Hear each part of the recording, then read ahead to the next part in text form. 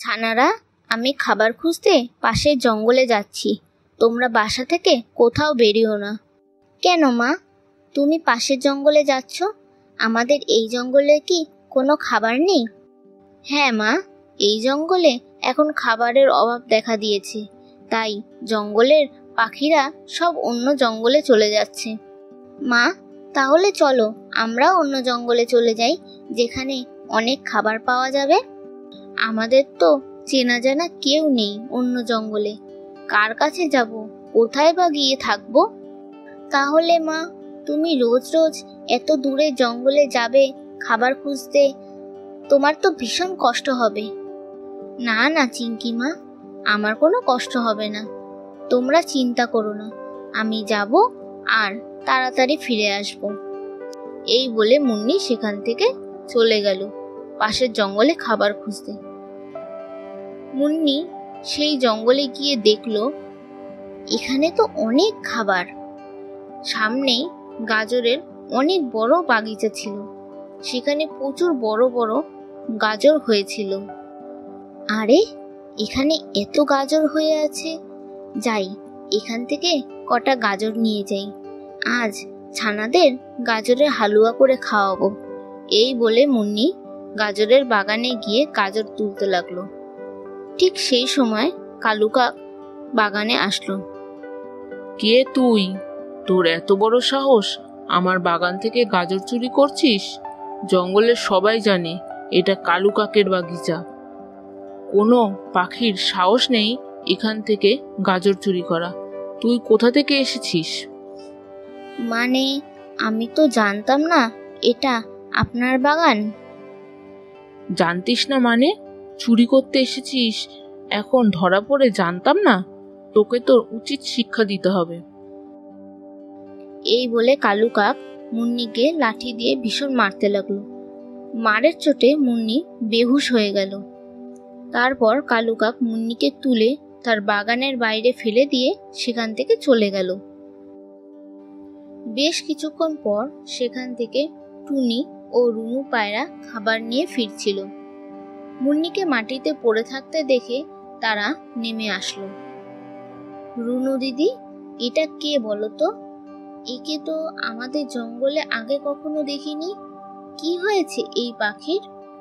টুনি, এখন কি করবি? চলো রুনু দিদি, ওকে ধরাধরি করে আমার বাসায় নিয়ে যাই। হ্যাঁ, তাই চল। এরপর ওরা দুজনে মিলে মুন্নিকে টুনির বাসায় নিয়ে গেল। রুনু দিদি, তুমি ওকে একটু দেখে রাখো, আমি ডাক্তারকে ডেকে আনি। একথা বলে টুনি সেখান থেকে চলে গেল এবং বুলবুল ডাক্তারকে নিয়ে আসলো। ওকে কেউ ডান্ডা দিয়ে আঘাত করেছে, আমি ব্যান্ডেজ করে দিয়েছি, আবার ইনজেকশনও দিয়ে দিয়েছি, একটু পর জ্ঞান ফিরে আসবে। কিছুক্ষণ পর মুন্নির জ্ঞান ফিরে আসলো। তুমি ঠিক আছো তো? হ্যাঁ। কে তুমি? এমনটা কিভাবে হলো? আমি পাশের জঙ্গলে থাকি, এই জঙ্গলে এসেছি খাবার খুঁজতে। এসে দেখলাম একটি গাজরের বড় বাগান। গাজর দেখে সেই বাগান থেকে কয়েকটা গাজর তুলছিলাম। সেই সময় বাগানের মালিক কালু কাক এসে কিছু না শুনেই আমাকে প্রচন্ড মারতে শুরু করলো। ও, এই ব্যাপার? এই কাজ তবে কালু কাকের? পাষণ্ড কাক কেউ কাউকে এভাবে মারে নাকি? আমাকে বাড়ি ফিরতে হবে, বাড়িতে আমার ছোট ছানারা রয়েছে, ওরা আমার জন্য ভীষণ চিন্তা করবে। তুমি এই অবস্থায় কিভাবে যাবে? আচ্ছা, তুমি তোমার বাড়ির ঠিকানা আমাকে দাও, আমি তোমার ছানাদের এখানে নিয়ে আসছি। এরপর টুনি মুন্নির বাড়ির ঠিকানা নিয়ে চলে গেল। কেউ বাড়িতে আছো? কে? তোমাদের মা আমাকে পাঠিয়েছে। চিঙ্কি মায়ের কথা শুনে টুনিকে ভিতরে আসতে দিল। এরপর টুনি চিঙ্কিকে যা ঘটনা ঘটেছে পুরো বিষয়টা খুলে বলল। তোমাদের মা আসতে পারবে না, তাই আমাকে পাঠিয়েছে তোমাদের নিয়ে যেতে। এরপর চিঙ্কি ও চিন্টু টুনির সাথে তাদের জঙ্গলে চলে গেল।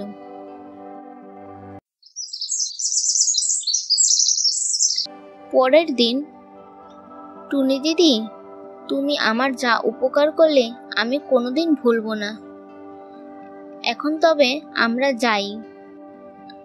মুন্নি, তুমি বলছিলে তোমাদের জঙ্গলে খাবারের অভাব, তাই এই জঙ্গলে খাবার খুঁজতে এসেছো।